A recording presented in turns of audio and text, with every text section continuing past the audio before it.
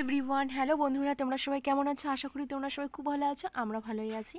তো এই যে দেখো, সকালবেলা উঠেই বাবুর এই যে দেখো, ভাইয়ের যেহেতু স্কুল আছে, তো ভাইয়ের ওখানে গেছে। যাওয়ার পরে এবার ভাই যাবে স্কুলে, কিন্তু ও কোনো মতে ওর মামুর পিছা ছাড়বে না।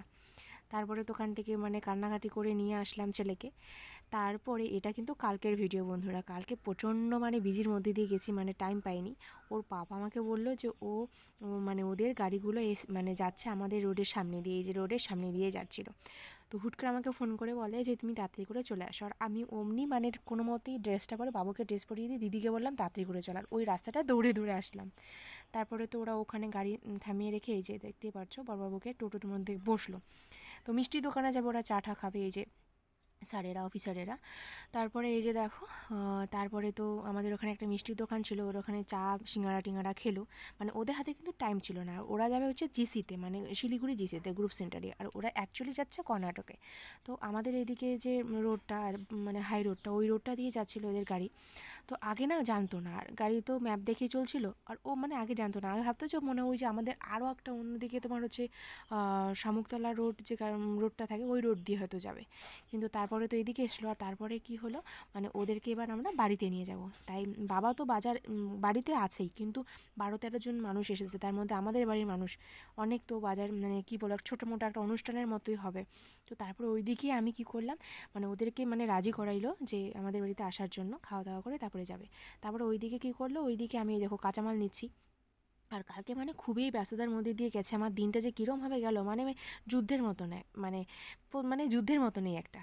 তো যাই হোক, তো কালকে তোমাদের সাথে কোনো ভিডিও শেয়ার করতে পারিনি, তো সরি এই জন্য।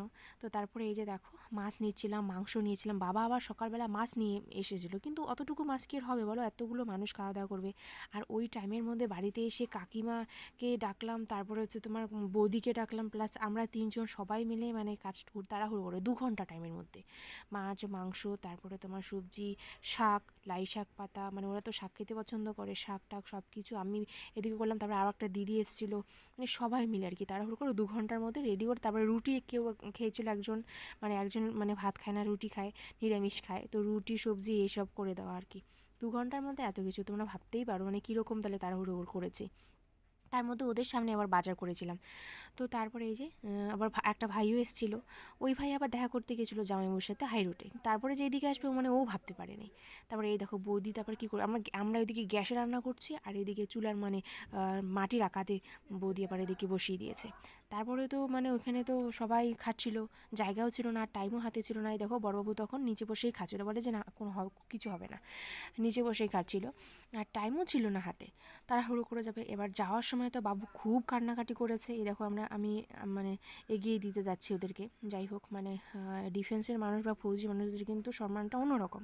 তো যাই হোক, ওদেরকে আমি কিন্তু সবার পেছনেই ছিলাম। তো তারপরে দিদিরা, তারপরে মারা ছিল আর কি, ওই রাস্তার মাথায় তুলে দিতে যাচ্ছিলাম আর কি।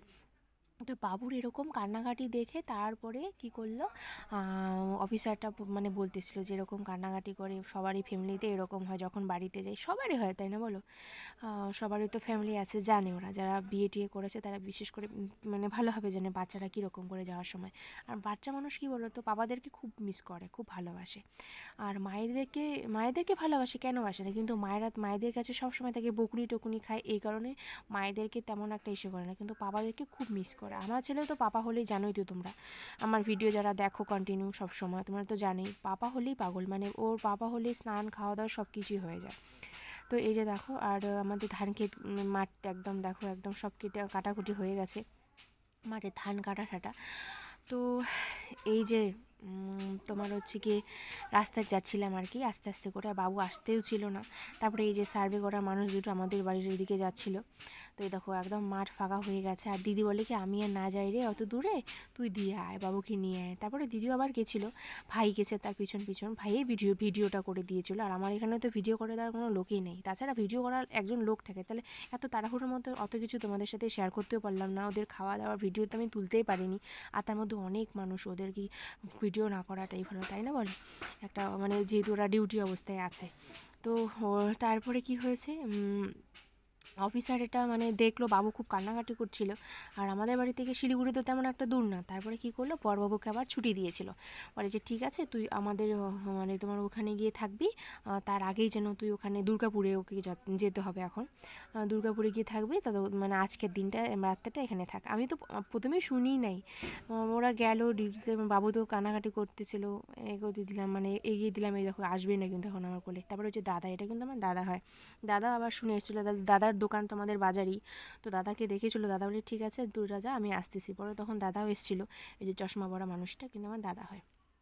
তো যাই হোক, তারপরে তো ওই যে বাবুকে অনেক কিছু বলতেছি যে তোর পাপা আইসক্রিম আনবে, চকলেট আনবে, আমার তো কোনো কথাই শোনে না। ওর পাপার মানে এরকম করে স্কার্ফটা ধরছে, কোনো মানে ওকে ছাড়বেই না আর কি, এরকম কান্নাকাটি দেখে। তারপরে অফিসারটা দেখেছিল, ও খুবই খারাপ লেগেছিলো, বলে যে না এখানে তো পাশেই, ও তো আসতেই পারবে, তো ডিউটি অবস্থায় আছে বলে ওদের মানে অত রিস্ক, অফিসাররা কী বলো তো অত রিস্ক নিতে চায় না, নাহলে কিন্তু ও আগেই আসতে পারতো, কারণ আমাদের এই দিক দিকে গাড়িটা গেছিলো, তো আগেই ও তো চলে আসতে পারতো। মানে সব অফিসারেরা তো সমান হয় না বলো, তো এই হচ্ছে ব্যাপার। তারপরে এই যে দেখো, আমাকেই আমার ছেলে বলতেছে তুমি ঘরে যাও, তো আমাকেই বলে বলে তুমি ঘরে যাও, ওর বাবার সাথে ও যাবে, এই হচ্ছে ব্যাপার।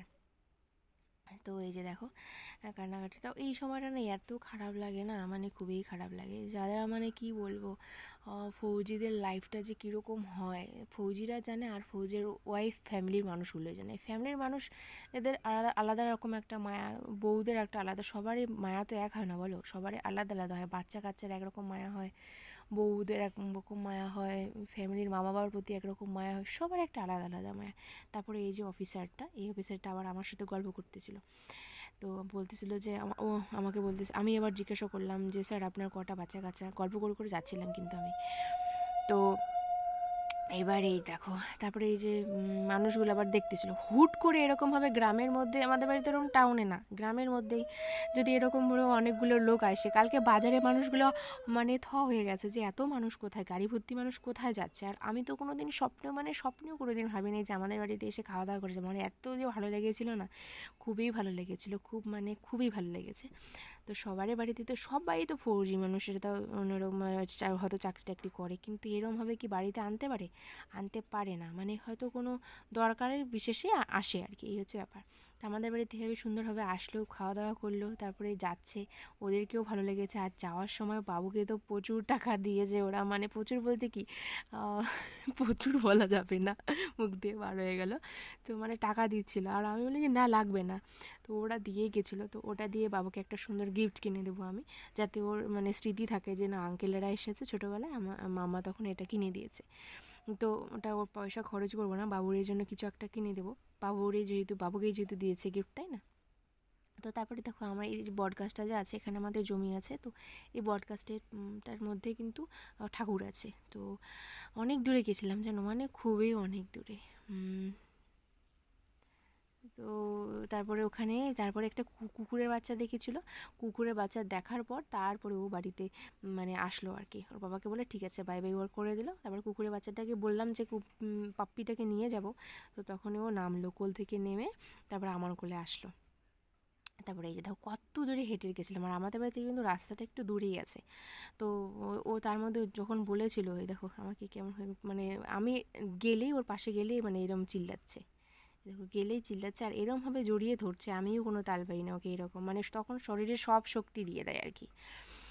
তো এই হচ্ছে ব্যাপার, আমাদের জীবনটা এরকমই, যখন একখানে থাকে তখন অন্যরকম, যখন আবার বাড়িতে আসি তখন অন্যরকম, ও বাড়ি থেকে যখন আমাদের রেখে যায় তখন অন্যরকম, মানে ফৌজি লাইফদের মানে সব চাকরি কিন্তু সমান না, আর ডিফেন্সের লাইফটাই এরকম, মানে অন্যরকম হয়, পুলিশদের ব্যাপারটা আলাদা, হ্যাঁ, কিন্তু পুলিশেরা তো আসতে পারে বাড়িতে, কিন্তু এরা তো আসতে পারে না, এদের ডিউটিগুলো অনেক জায়গায় মানে দূরে দূরে, বেশি দূরে থাকে। তো এই হচ্ছে ব্যাপার, তো খুব খারাপ লাগে এই ভিডিওগুলো যখন শেয়ার করি তোমাদের সাথে, এডিটিং করি, তখনও খুব খারাপ লাগে। তারপরে দেখা হয়েছে দেখে, তারপরে আমি আসতেছিলাম, এবার বাড়ির পথে যাচ্ছি, তো এই জন্য কালকে কোনো তোমাদের সাথে শেয়ার করতে পারি না, ব্যস্ত ছিলাম। তো ঠিক আছে বন্ধুরা, আজকের ভিডিওটা এ পর্যন্তই, বাই।